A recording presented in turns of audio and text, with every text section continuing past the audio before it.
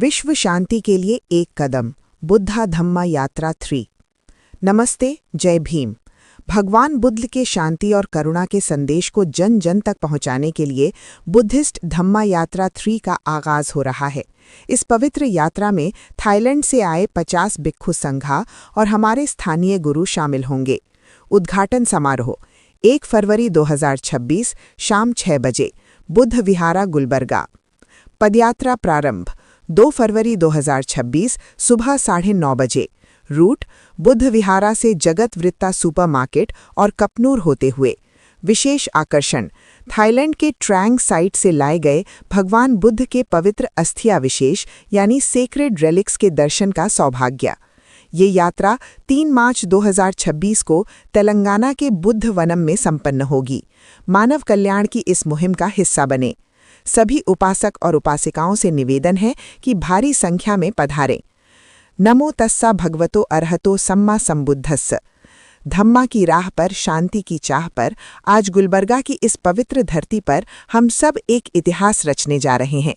सभी सम्मानित अतिथियों और धम्मानुरागी सज्जनों का स्वागत है।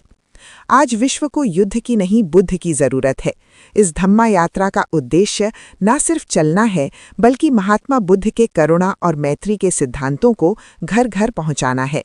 इस यात्रा में हमारे बीच थाईलैंड से 50 भिक्षु पधारे हैं, जो इस बात का प्रतीक है कि धम्मा की कोई सीमा नहीं होती।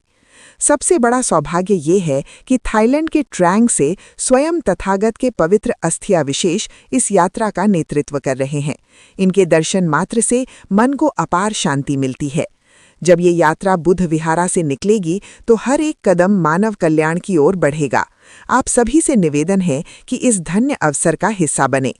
ಗುಲ್ಬರ್ಗಾದಲ್ಲಿ 2/2/2026 ಗುಲ್ಬರ್ಗಾ ಬುದ್ಧ ವಿಹಾರದಿಂದ ತೆಲಂಗಾಣ ರಾಜ್ಯದಲ್ಲಿ ಬರ್ತಕ್ಕಂತಹ ಬುದ್ಧವನಂಗೆ ಒಂದು ಬೌದ್ಧ ಭಿಕ್ಕುಗಳ ಪಾದಯಾತ್ರೆ ಹೋಗ್ತಾ ಇದೆ. ಈ ಪಾದಯಾತ್ರೆಯ ಉದ್ದೇಶ ಜಗತ್ತಿನ ಒಂದು ಶಾಂತಿ ಮತ್ತು ನೆಮ್ಮದಿಯ ಜೀವನಕ್ಕಾಗಿ ಬೌದ್ಧ ಭಿಕ್ಕುಗಳು ನಡೆಸ್ಕೊಂಡು ಹೋಗ್ತಕ್ಕಂಥ ಒಂದು ಪ್ರಕ್ರಿಯೆಯಾಗಿದೆ. ಇಲ್ಲಿ ಥಾಯ್ಲೆಂಡ್ ದೇಶದಿಂದ ಸುಮಾರು 50 ಜನ ಬೌದ್ಧ ಭಿಕ್ಕುಗಳು ಬರ್ತಾ ಇದ್ದಾರೆ. ಇವತ್ತು ಹೈದ್ರಾಬಾದ್ಗೆ ಬರ್ತಾ ಇದ್ದಾರೆ. ನಾಳೆ ಅವರು ಹೈದ್ರಾಬಾದಿಂದ ಗುಲ್ಬರ್ಗಾದ ಬುದ್ಧ ವಿಹಾರಕ್ಕೆ ಬಂದು ತಲುಪ್ತಾ ಇದ್ದಾರೆ.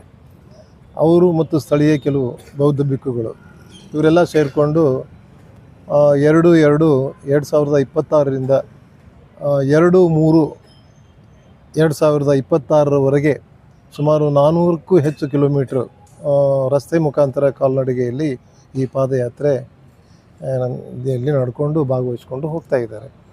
ಈ ವಿಶೇಷವಾಗಿ ಈ ಪಾದಯಾತ್ರೆಯ ಇನ್ನೊಂದು ಪ್ರಮುಖ ಮಹತ್ವ ಏನು ಅಂದರೆ, ಈ ಪಾದಯಾತ್ರೆಯಲ್ಲಿ ಬುದ್ಧನ ಒಂದು ಅಸ್ಥಿ ಅದನ್ನು ತಗೊಂಡು ಬರ್ತಾ ಇದ್ದಾರೆ ಅವರು ಥೈಲ್ಯಾಂಡ್ದಿಂದ. ಆ ಪಾದಯಾತ್ರೆಯ ಉದ್ದಕ್ಕೂ ಆ ಅಸ್ಥಿ ಇರ್ತದೆ. ಬೌದ್ಧ ಉಪಾಸಕರು ಆ ಅಸ್ಥಿಯ ಒಂದು ದರ್ಶನವನ್ನು ಪಡಿಬಹುದು ಅಂತ ತಿಳ್ಕೊಂಡು ನಾವು ಈಗಾಗಲೇ ಸ್ಥಳೀಯವಾಗಿ ಮಾಧ್ಯಮಗಳ ಮುಖಾಂತರ ಎಲ್ಲ ಉಪಾಸಕ ಬಂಧುಗಳಿಗೆ ನಾವು ವಿನಂತಿ ಮಾಡಿಕೊಂಡಿದ್ದೀವಿ. ಜೊತೆಗೆ ತಾವು ಕೂಡ ಈ ಒಂದು ಪಾದಯಾತ್ರೆಯ ಒಂದು ಸಂದೇಶವನ್ನು, ಮಹತ್ವವನ್ನು ಜನರಿಗೆ ತಿಳಿಸ್ಬೇಕು ಅಂತ ನಾನು ತಮ್ಮಲ್ಲಿ ವಿನಂತಿ ಮಾಡ್ಕೊಳ್ತಾ ಇದ್ದೀನಿ. ಬುದ್ಧನ ತತ್ವ ಮತ್ತು ಒಂದು ಶಾಂತಿ ಸಂದೇಶ ಇದು ಗುಲ್ಬರ್ಗಾ ಬುದ್ಧ ವಿಹಾರದಿಂದ ತೆಲಂಗಾಣದ ಬುದ್ಧವನಂವರೆಗೆ ಅಂದರೆ ರಸ್ತೆ ಮುಖಾಂತರ ಹೋಗ್ತಾ ಇದೆ. ಅದರ ಒಂದು ಡೀಟೇಲ್ಸ್ ಎಲ್ಲ ನಾವು ಕೊಟ್ಟಿದ್ದೀವಿ. ಅವರು ಪ್ರತಿದಿನ 15 ಕಿಲೋಮೀಟ್ರ್ ನಡ್ಕೊಂಡು ಹೋಗ್ತಾರೆ. ನಡ್ಕೊಂಡು ಹೋಗಿ ಗ್ರಾಮದ ಹೊರವಲಯದಲ್ಲಿ ತಂಗ್ತಾರೆ. ಅದಕ್ಕೆ ಉಳ್ಕೊಳ್ಳಿಕ್ಕೆ ಎಲ್ಲ ವ್ಯವಸ್ಥೆಯನ್ನು ನಾವು ಮಾಡಿದ್ದೀವಿ. ಅದಕ್ಕೆ ಜಿಲ್ಲಾ ಆಡಳಿತನೂ ಕೈ ಜೋಡಿಸಿದೆ. ನಮ್ಮ ಎಲ್ಲ ಹಿರಿಯ ಮುಖಂಡರು ಕೂಡ ಅದಕ್ಕೆ ಕೈ ಜೋಡಿಸಿ ಸಹಕಾರವನ್ನು ನೀಡ್ತಾ ಇದ್ದಾರೆ. ಈ ಒಂದು ಎಲ್ಲರ ಒಂದು ಸಹಕಾರದಿಂದ ಈ ಒಂದು ಪಾದಯಾತ್ರೆ ಯಶಸ್ವಿ ಆಗ್ತದೆ ಎನ್ನುವಂಥ ಭರವಸೆಯಿಂದ ನಾನು ಈ ಮಾಧ್ಯಮದ ಮುಖಾಂತರ ತಮ್ಮಲ್ಲಿ ವಿನಂತಿ ಮಾಡ್ಕೊಳ್ತೇನೆ. ರಮೇಶ್ ಬೇಗಾರ್ ಅಂತ, ಆಡಳಿತಾಧಿಕಾರಿ ಬುದ್ಧ ವಿಹಾರ ಗುಲ್ಬರ್ಗಾ. ಈಗಾಗಲೇ ಆಡಳಿತಾಧಿಕಾರಿಯಾದಂಥ ಸನ್ಮಾನ್ಯ ರಮೇಶ್ ಬೇಗಾರ್ ಸಾಹೇಬರು ಹೇಳಿದ ಪ್ರಕಾರ ಮತ್ತು ನಮ್ಮ ಟ್ರಸ್ಟಿನ ಸೆಕ್ರೆಟರಿ ಆದಂಥ ಶಾಂತಪ್ಪ ಸೂರಣ್ಣವರೇ, ಭಗವಂತಪ್ಪ ಸಂಗಯವರೇ, ಒಂಟಿ ಬಾಬು ಸಾಹೇಬ್ರೆ, ಈ ಧಮ್ಮ ಯಾತ್ರೆ ಏನಂತ ಪಾದಯಾತ್ರೆ ಇದು ಮೂರನೇ ಪಾದಯಾತ್ರೆ ದೇಶದಲ್ಲಿ. ಈ ಮೂರನೇ